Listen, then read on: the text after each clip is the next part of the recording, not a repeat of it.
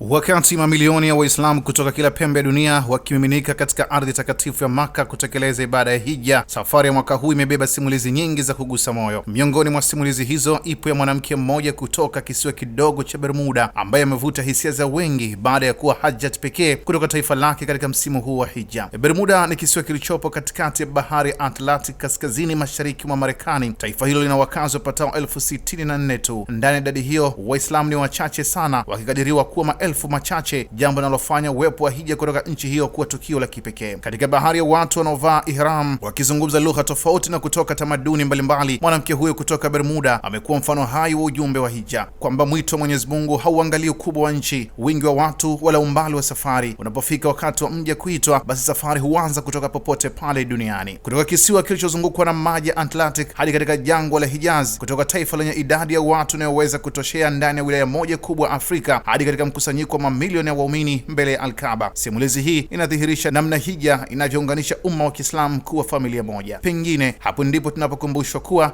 mbele ya Mwenyezi Mungu hakuna mkubwa wala mdogo, hakuna taifa lenye nguvu wala dhaifu, wote husimama bega kwa bega wakisema kwa sauti ya umoja. Mimi nimetokea Bermuda. Waarabu huita Bermuda na pia huita pembe tatu ya Sheitan. Bermuda ni kisiwa kilichopo katikati ya bahari Atlantic. Huko kumekuwa na matukio mengi sana ya ndege kutoweka katika eneo la pembe tatu hiyo. Hatuna msafara mkubwa wa mahujaji, nami nimekuja hapa ili kutekeleza ibada za hija. Asili yangu mimi ni Misri, nilizaliwa Misri na nikasoma Misri. Na katika ulimwengu usiozidi kugawanywa na mipaka ya kisiasa, lugha na rangi, hija inaendelea kuthibitisha kuwa bado ipo sehemu moja duniani ambapo mamilioni hukusanyika kwa vazi moja, lengo moja na Mola mmoja. Abdullahi Mashi, Kishki TV. Kishki TV, nuru ya dini yako.